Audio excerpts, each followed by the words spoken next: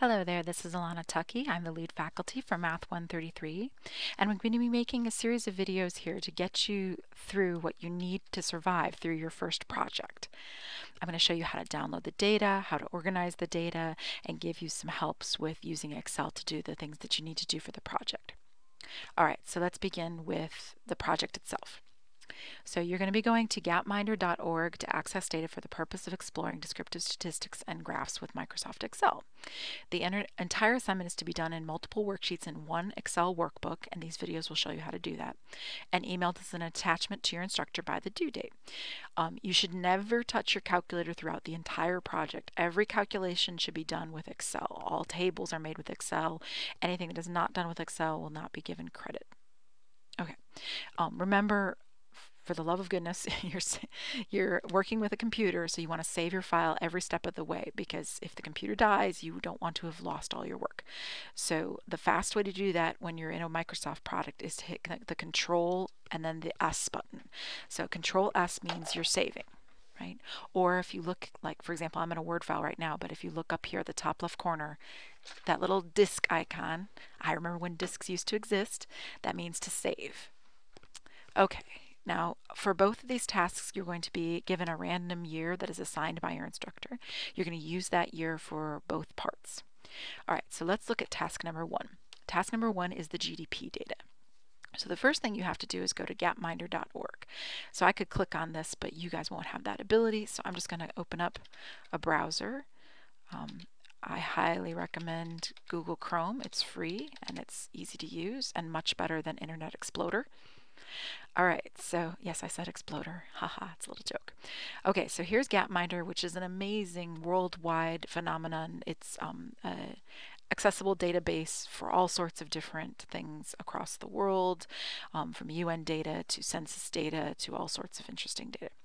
So you are going to click on the Data tab right here.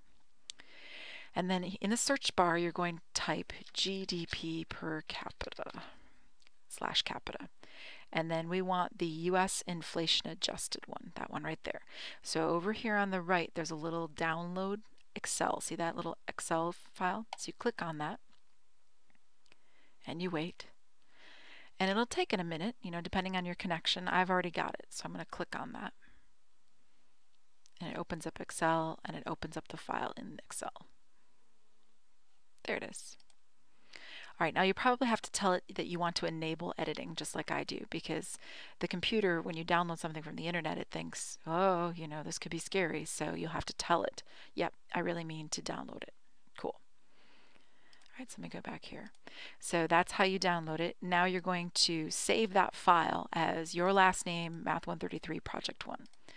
So I'm going to go up here to File, click Save As, and I'm going to type. Now, don't type Tucky or your instructor's name. We know our names, right? So you're going to type last name, project 1. If you want to do the underscore, you can. If you don't want to, it's up to you. I didn't do it here. Okay. Oops, there we go. I brought you back. If you want to put the underscores in, so be it, whatever. You don't have to worry about the .xlsx. It'll happen automatically. And there we go. Beautiful. Okay, so we've got the first part done. We've downloaded our data for GDP and we saved our name. Now you'd have to clean up your spreadsheet. So everybody's got a random year assigned. So what you're going to do is you're going to have to rename your tab, so the data tab as GDP, and you're going to rename your about tab as about GDP. And then you're going to leave the other tabs alone, and you're going to delete all the columns that you don't want and sort your data in ascending order. Well, that's a lot. Okay, so I'm just gonna pick a year, whatever. So I'm gonna pick 1965, say. So I delete these ones. And now what I'm doing is I click up here so that my mouse, can you see how if I let my mouse hover near the B, it turns into kind of a downward pointing arrow. Then I click and drag. So I'm dragging across, and then I lift up, and I've got those 5 columns highlighted. And then if I right click and choose delete, they disappear. And then I click and drag across, and then I right click and delete. And now everything's gone except for 1965. Now I just picked 1965 at random. You pick whatever year you were assigned. So if you were assigned 2010, then you delete every year but 2010. If you were assigned 1995, then you delete every year but 1995. Cool? All right, so the other thing I want to do is rename this like it said to do. So it wanted me to rename this. So, oops, down here in the bottom corner, it's really small. I can't make it any bigger though. It says data about footnotes settings. So what we need to do is we need to double click on the word data, and it'll see how it made it dark, and you can type GDP data. And then if I click off of it, now I've renamed this tab. And now if I click on the About tab, this is all the information from where that data comes from. So the data we're looking at comes from the World Bank. You can get access to it through the World Bank, link to the reference, etc., etc. This is interesting. It tells you what the units are. Kind of helpful for later questions, right? Stuff like that. So I double click on the About, and I can say About GDP.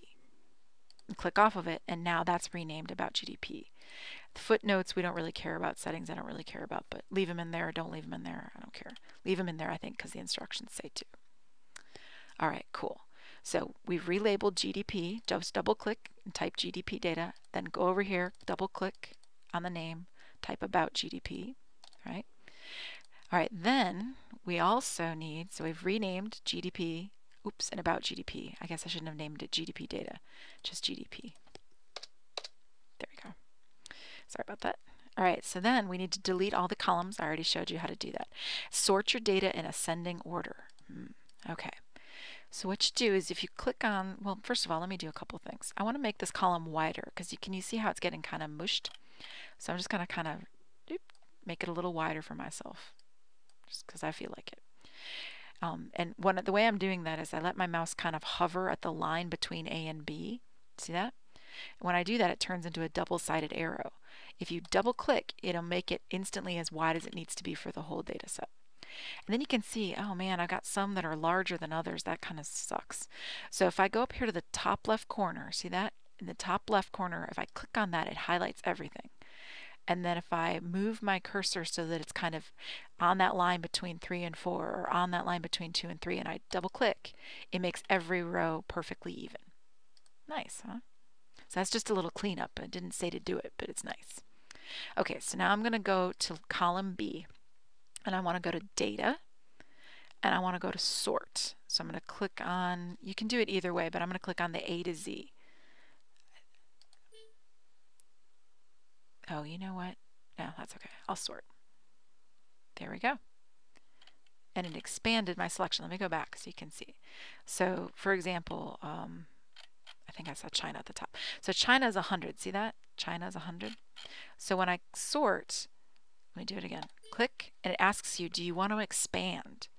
Well, yeah, I want these. In other words, what that means is that it's going to stick Algeria to this 1215. It's going to stick Argentina to this 5855. If I didn't want to expand, then these would stay in alphabetical order and the numbers would all switch, which wouldn't be useful for me. So I want the numbers to switch, but I want the countries that go with those numbers to switch as well. That's what expanding the selection will do for me. It'll stick those numbers to those words. So when I sort, you can see, look, there's China stuck to that 100. And if you scroll down, you'll find Algeria eventually somewhere. No, I don't know where it is. But wherever Algeria is, it's stuck to the same number it was before. Okay? Okay. All right, so that's sorted. Good. All right, so let's see what else. So we've sorted. Everything's great. Beautiful. So we are done with that piece. Perfect. All right, the next piece is going to take us a little bit because I'm going to show you how to find all of these with Excel. So that's going to be a little bit longer. So I'm going to stop this video right here, and I'll meet you back for part 3, which is how to find these statistics with Excel using the built-in formulas. All right, I'll see you then. Oh, but before I go, don't forget, save, right? Up here, or if you go File, Save, or Control S, Save. Always save. Save every step of the way. That way, in case you mess up, you can get back to it.